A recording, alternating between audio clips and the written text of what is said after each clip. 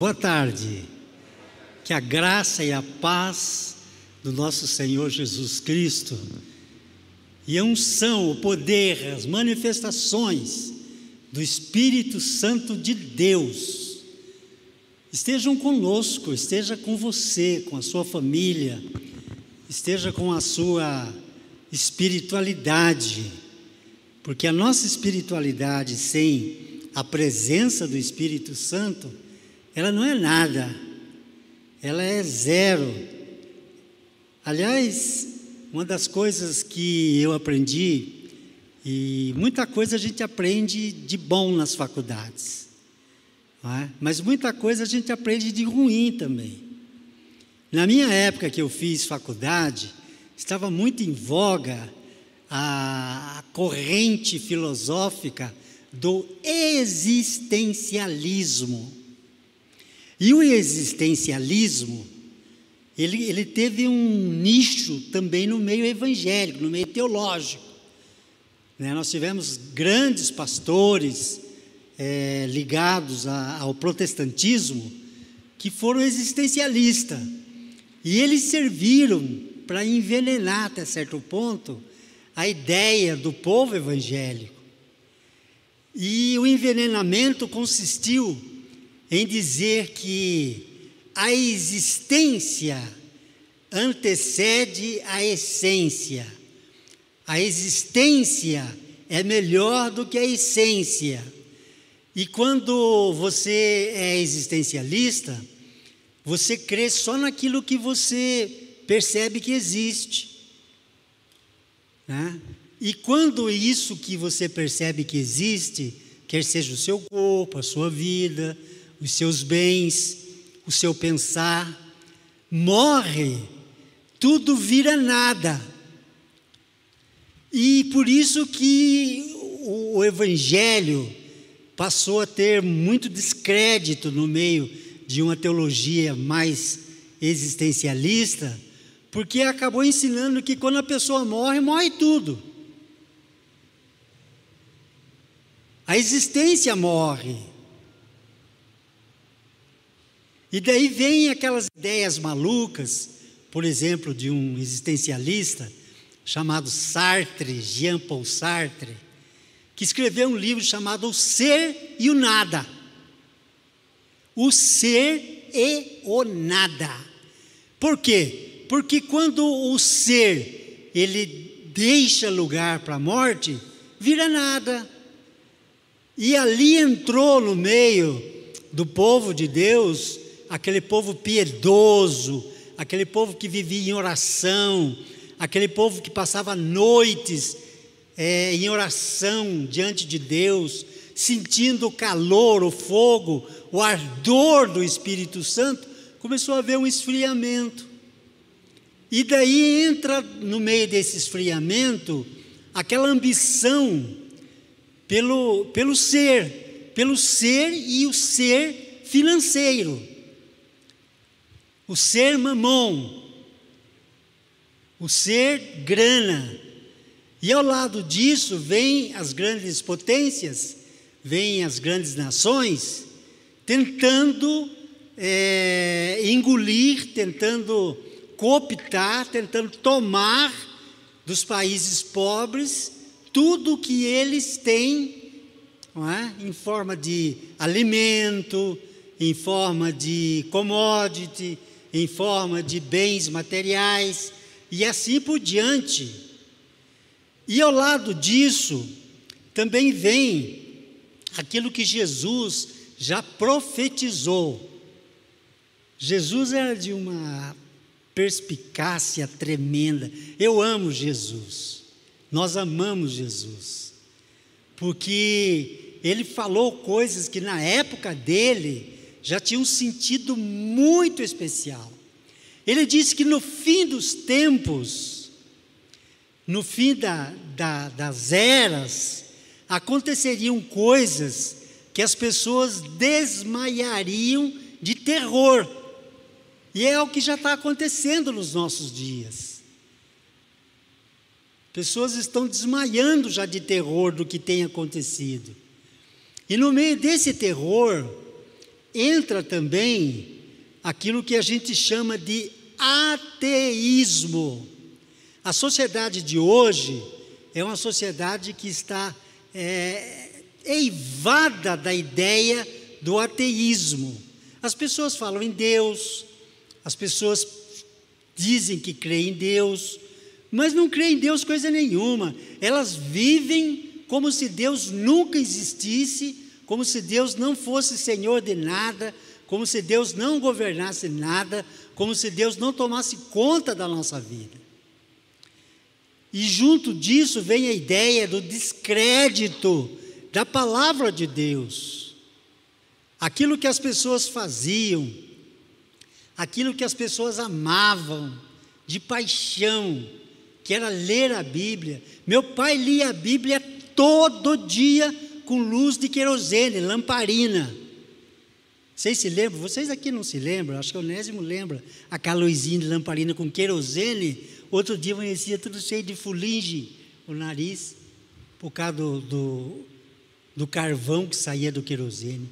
Mas meu pai amava a Bíblia, ele lia a Bíblia, tinha paixão pela Bíblia. E aquelas gerações antigas, eles tinham um ardor pela Bíblia. E o que a Bíblia ensina? Ela ensina que a fé vem pelo ouvir e ouvir a palavra de Deus. Quem despreza a Bíblia, quem deixa de ler a Bíblia, ela vai se tornando uma pessoa fria, ela vai se tornando uma pessoa ateia, ateísta, e ela passa a crer nas coisas deste mundo. Tem gente que fica uma tarde inteira assistindo um programa de televisão, certo? E não vai à igreja, certo? Não lê a Bíblia, não ora, não busca Deus, e daí o que acontece? Tudo de mal, tudo de ruim começa a acontecer na sociedade.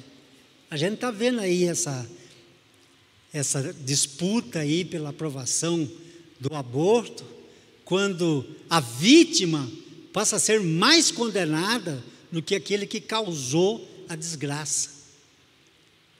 E tudo indica que as coisas estão encaminhando. O que é isso, meus irmãos? Isso é o ateísmo tomando conta das pessoas. Isso é a falta de Deus na vida das pessoas. Eu aprendi uma coisa interessante e eu vou ensinar para vocês. Eu, quando deito de noite, eu fecho os meus olhos e eu vejo assim como se fosse um cone, mas um cone que vai afunilando e vai ficando, e ele vai, e some pelo infinito. E lá naquele infinito, e eu vou glorificando a Deus, eu vou louvando a Deus, eu vou dizendo palavras amorosas para Deus, eu vou recitando textos bíblicos, e lá no final, quando que parece que é só um filhetezinho daquele cone que foi afunilando assim, forma uma bola, uma luz tão grande, tão bonita, tão esplendorosa, que aquilo enche o meu coração de alegria.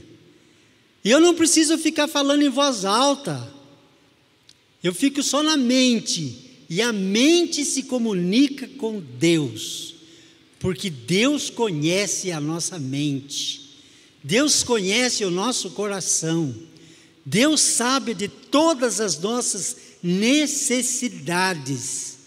E quando você começa a glorificar o nome de Deus, e você começa assim dizer coisas amorosas para Deus, o teu coração também se enche de coisas amorosas. Muito bem, isso foi só a introdução, viu? A minha mulher, quando eu vou pregar,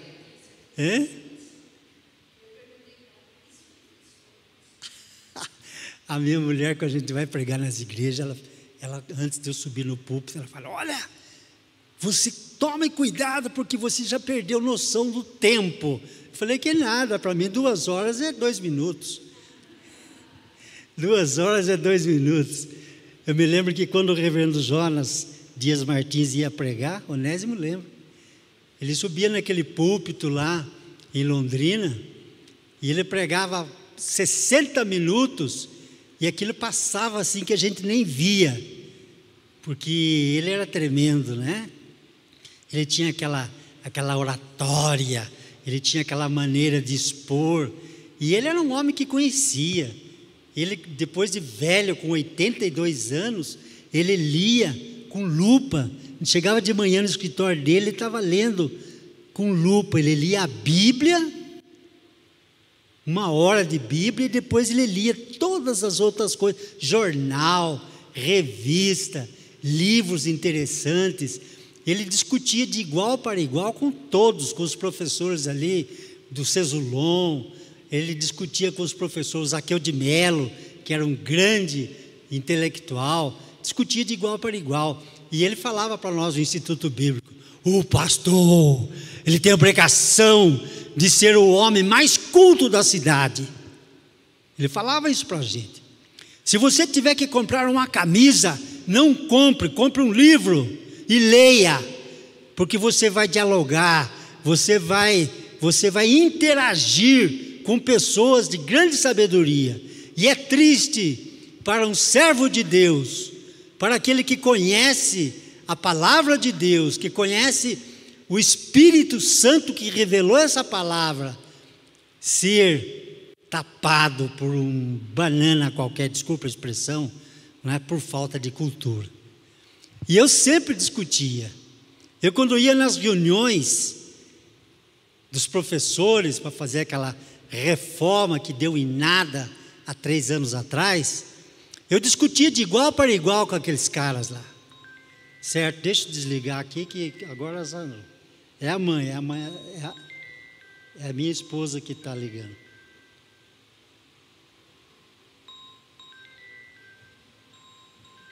Esqueci de desligar ele.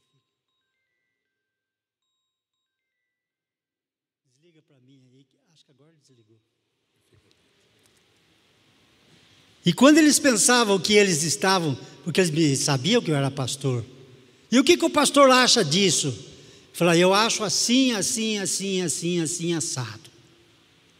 O Pierre Bourdieu errou por causa disso, disso, disso, disso, disso.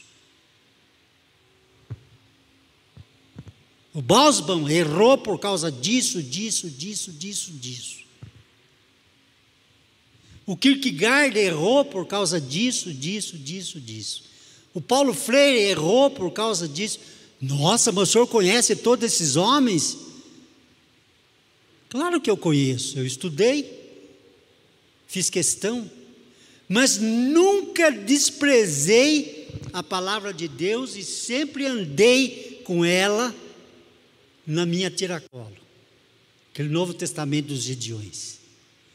Um dia no curso aqui na Federal, estava o Gerbon, lá do Rio de Janeiro, dando uma aula sobre a cidade dos homens e a cidade de Deus, que é um livro escrito por Agostinho.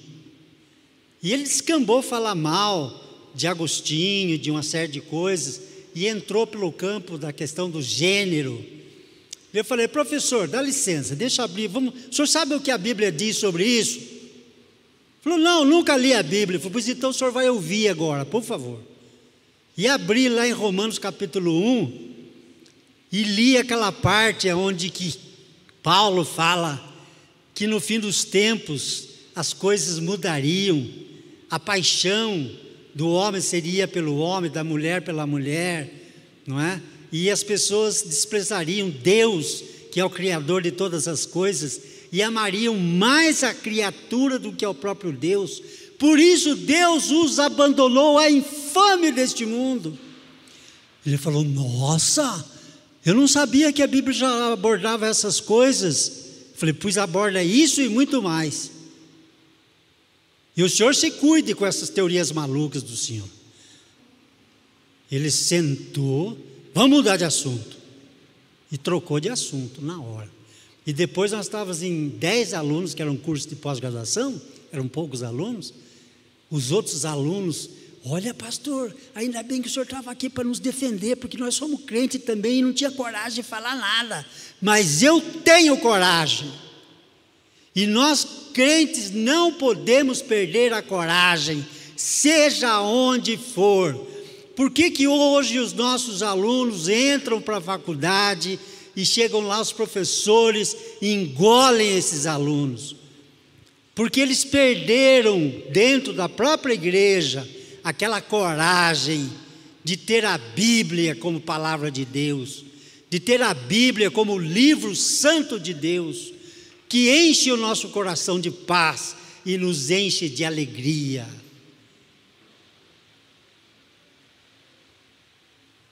Abra sua Bíblia lá em Marcos capítulo 8. Vou ler um texto aqui bem curtinho. Depois de umas meia dúzia de palavras a gente termina.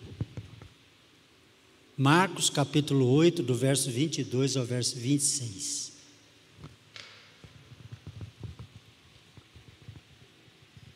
Diz assim: Então chegaram a Betsaida e lhe trouxeram um cego, rogando-lhe que o tocasse.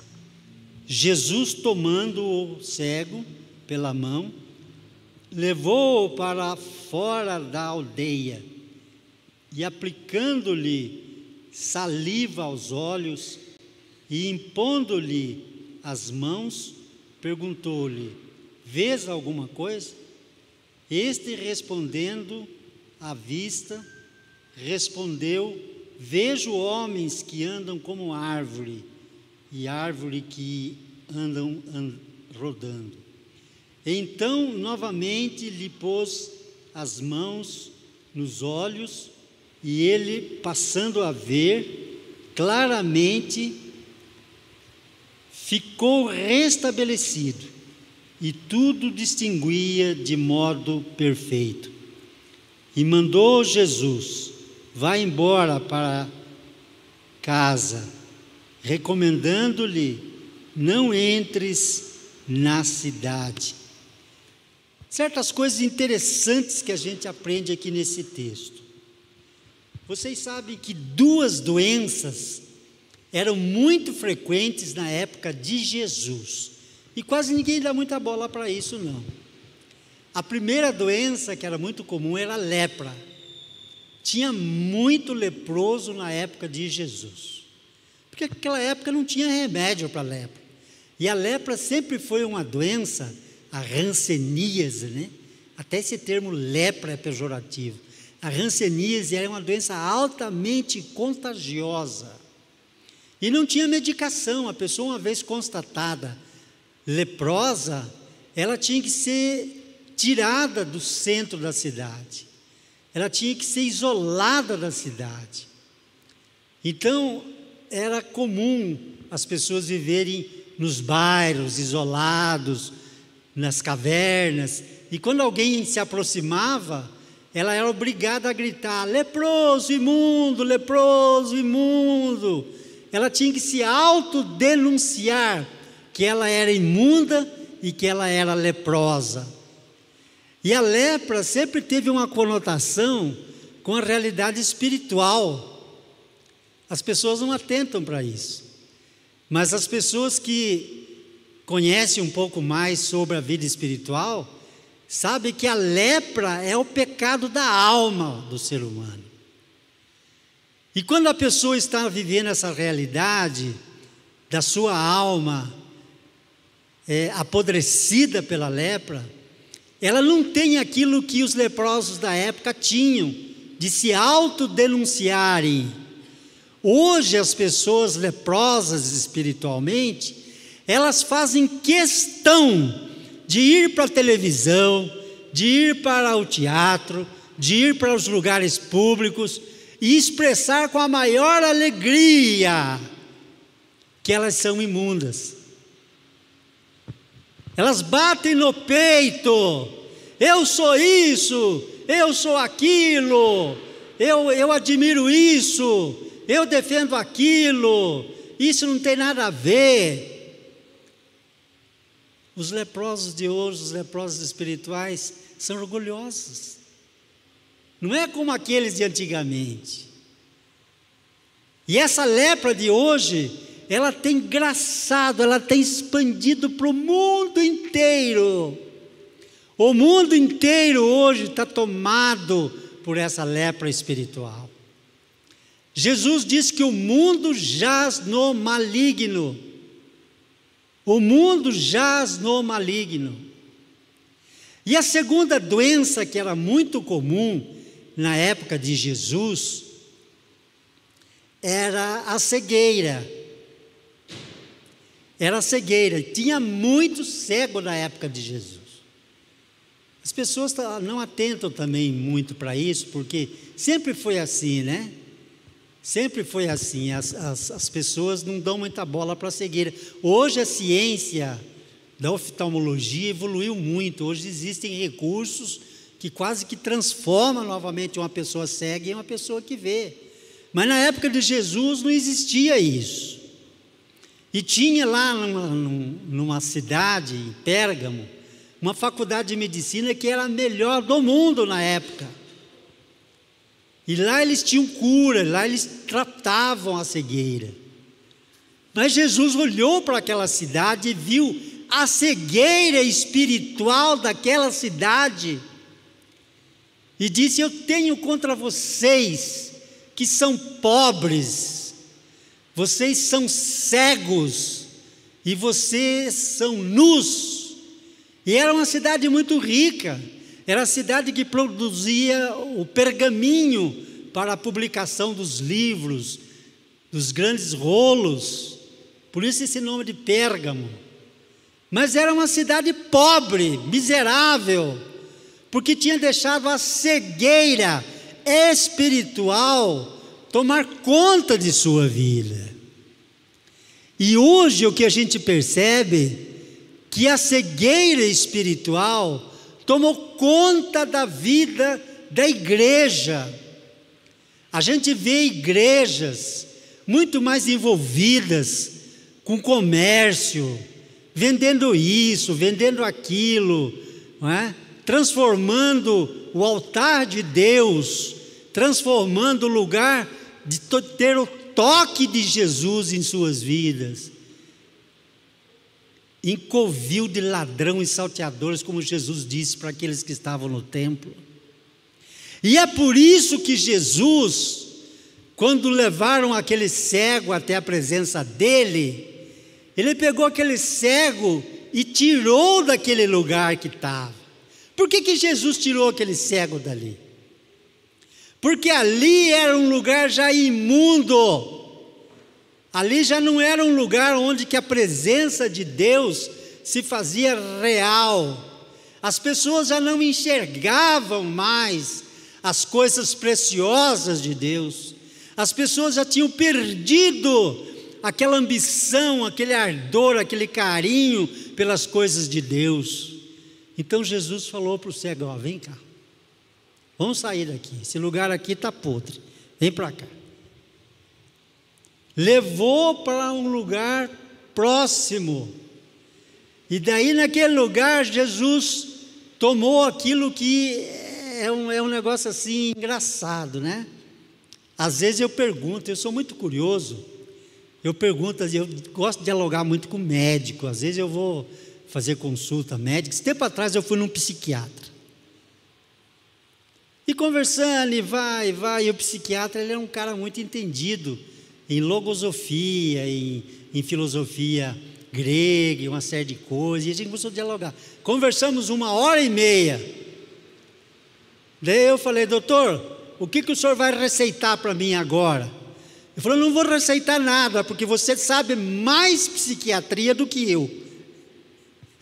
Eu falei: muito obrigado, mas eu não entendo nada de psiquiatria. Mas você conhece. Daí o que ele me receitou? Umas injeçãozinhas de B12, citoneurim.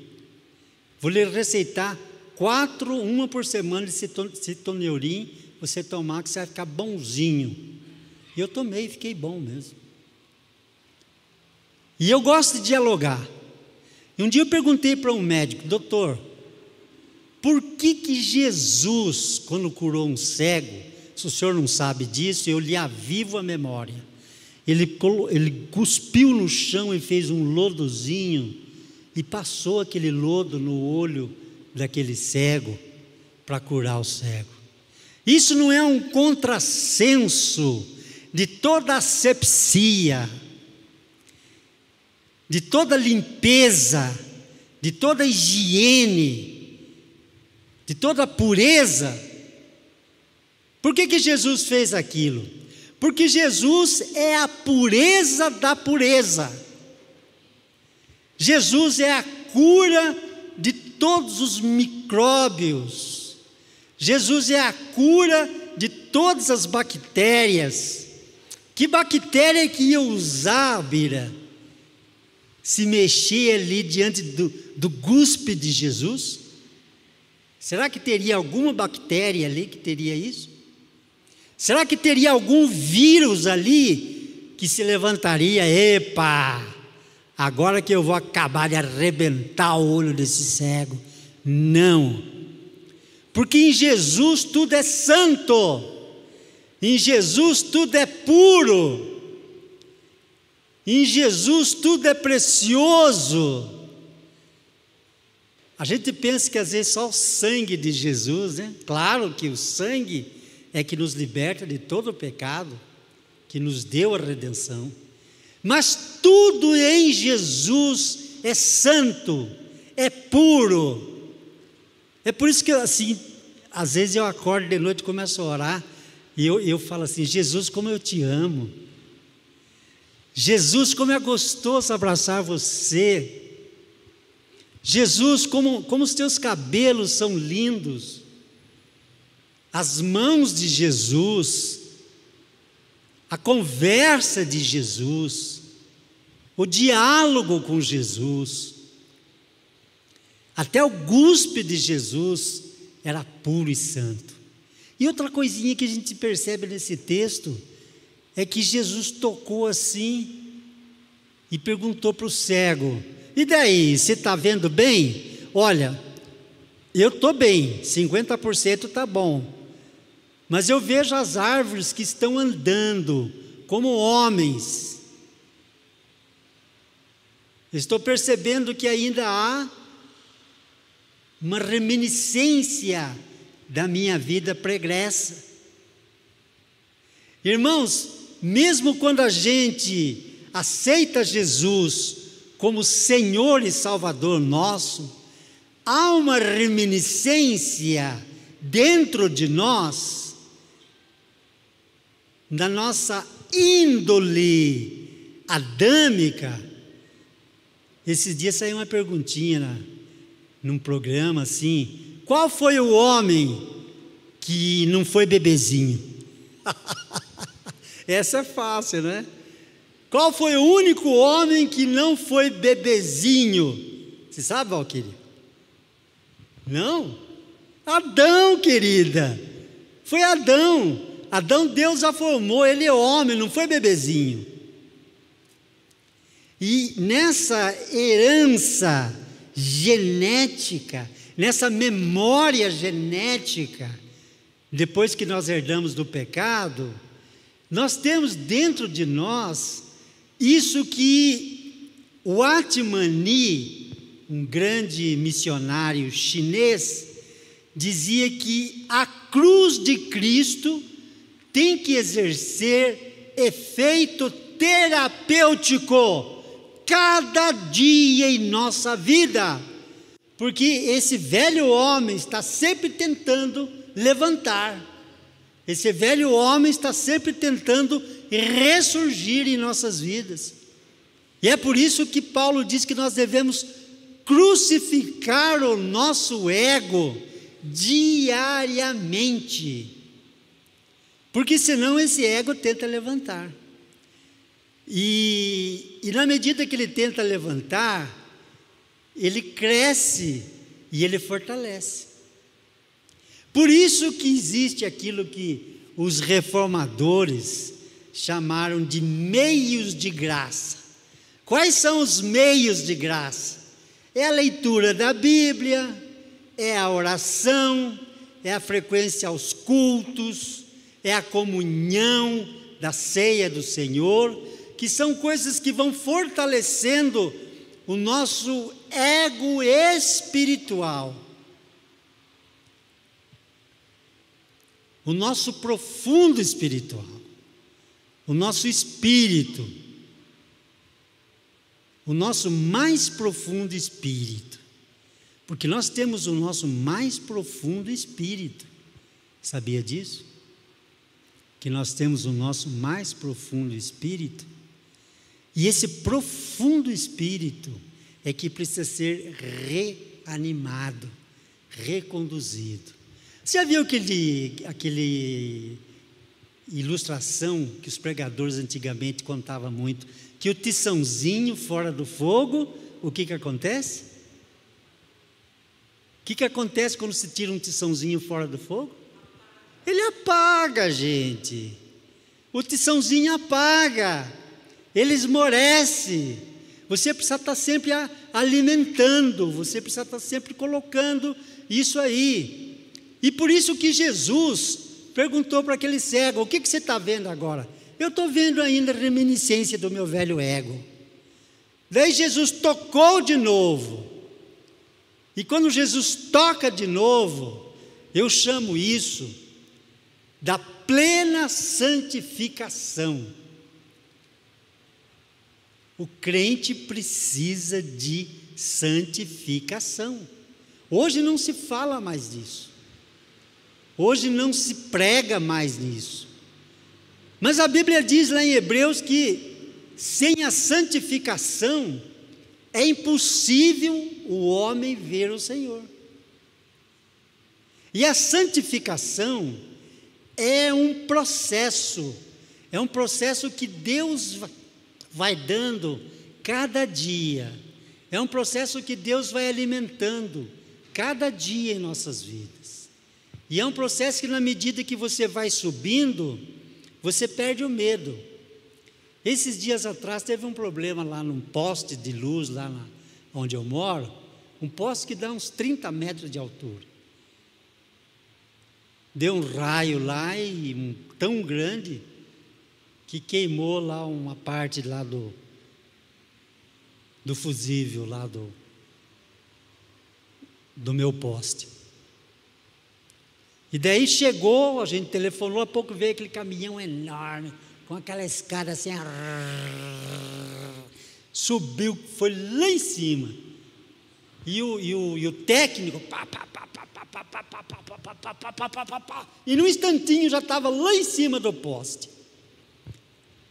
Daí eu perguntei quando ele desceu, eu falei: escuta, você não tem medo de fazer isso que você fez aí? Subir tão depressa nessa escadinha estreita e estar lá em cima consertando aquilo? Ele falou: não, eu já estou acostumado, eu já aprendi a fazer isso, eu não tenho mais medo.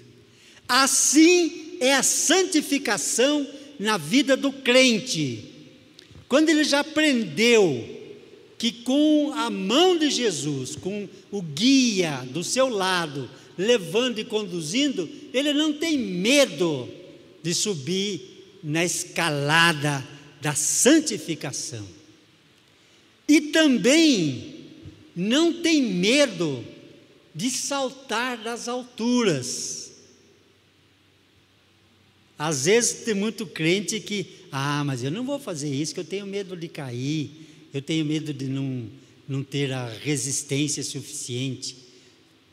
Mas quando ele aprende que lá embaixo tem alguém que está assim, de braços abertos, esperando, ele faz como o cego, que quando Jesus toca a segunda vez, ele fala: agora já não estou vendo mais árvores, agora eu já estou vendo perfeito tudo, agora já estou enxergando tudo perfeito. E ali tem um fato que até hoje ainda não consegui entender muito bem.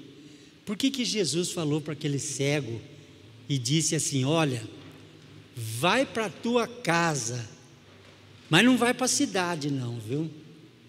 Por que será que Jesus não pediu para aquele cego ir para a cidade e falar: olha, eu conheci um oculista aí, é um oculista que mexe com um produto, né, que você pode comprar em 12 vezes no cartão, você vai ficar curado.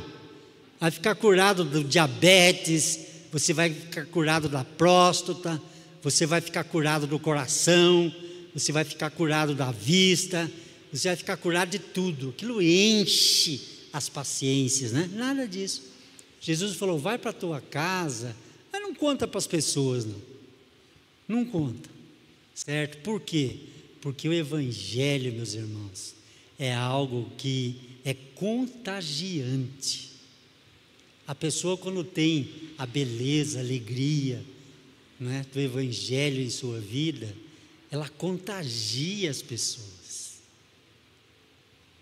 Eu começo a conversar com as pessoas assim, daqui a pouco eu pergunto: você é evangélico, né? Ah, eu sou. Mas como é que você sabe? Pela tua conversa. Porque logo a pessoa fala: se Deus preparar, eu vou. Se Deus abrir essa porta, eu vou. Se Deus abençoar, eu vou. Se Deus curar, eu vou ficar curado. Você vê que aquilo tem conteúdo espiritual. Não é mimimi, não. É verdade. E foi o que aconteceu com esse rapaz, com esse cego que estava lá jogado para as cobras e que levaram ele até Jesus. E aqui é a última liçãozinha, que eu falei que só ia falar 2 horas, ainda falta 5 minutos. A última liçãozinha é que levaram aquele cego até Jesus. E qual é essa função? Qual é esse ensino que o texto nos dá? Que nós temos que aprender a levar as pessoas até Jesus. Que nós temos que aprender a ter um padrão de vida tão inspirador, tão coerente, a ponto de levarmos as pessoas a Jesus, a ponto de conduzirmos as pessoas a Jesus, mas não a toque de caixa, não vendendo cura, não vendendo milagres, nada disso. Isso não salva ninguém. Aliás, o que salva, né, é um coração contrito e humilde, né? Eu tenho assim muitas dificuldades teológicas, não sei o Paulo, mas se você pensar ao contrário, me desculpe. Eu tenho muitas dificuldades de crer nessa tal salvação universal. Porque hoje tem um pensamento no campo da teologia que a salvação é universal, que a salvação é para todo mundo, independentemente do que a pessoa é, independentemente do que a pessoa crê, independentemente do que a pessoa fez, que morreu, está no céu. Eu vejo às vezes artistas, né, que foi uma tragédia em termos desse mundo, depois quando morre, aí os outros ficam lá: ô fulano, lembra de nós, reza por nós aí, ajuda não sei quem, ajuda isso, ajuda aquilo. Tinha um pregador lá no Rio de Janeiro, né, na Central do Brasil, tinha uma bibliona daquela enciclopédia Barça, e ele colocava debaixo do braço, e ele andava nas filas do ônibus. Pois é, estão dizendo que o fulano morreu, que ele está lá no céu, intercedendo por nós e gozando das delícias. Daí ele falava: como pode alguém no inferno estar gozando das delícias? Porque esse cara nunca foi crente, esse artista nunca temeu Jesus, esse artista nunca professou Jesus como Senhor, ele está no inferno. E essa é uma grande verdade. Por isso que existe o grupo, né, que são os escolhidos de Deus. Por isso que existe aqueles que são chamados por Deus. Por isso que são aqueles que são levados para fora, como Jesus levou aquele cego. Vamos para cá. Irmãos, e nós estamos vivendo os últimos dias. Nós já estamos vivendo os últimos dias, nós já estamos vivendo o Apocalipse. Às vezes a Antônia começa a escutar aquelas profecias, aquelas coisas. Eu falei, larga de ser boba. Isso aí é gente que está querendo vender pontuação. E fica falando, passe para os outros, e passe para não sei quem mais, e passe para não sei quem mais. Eu falei, isso é adivinhação. Não precisa ver isso para saber que nós já estamos vivendo os últimos dias. É só olhar para a Bíblia. É só olhar para Jesus, o que Ele falou, o que Ele disse. Então, se você ouviu e se você atentou para o que a palavra de Deus ministrou ao seu coração, continue firme, continue olhando para Jesus, que é o autor e o consumador da nossa fé. E você vai ver as pessoas andando, não mais como árvores, rodando, mas você vai ver tudo nítido, você vai ver tudo esclarecido, você vai ver tudo curado, tudo abençoado ao seu derredor. Amém? Glória a Deus!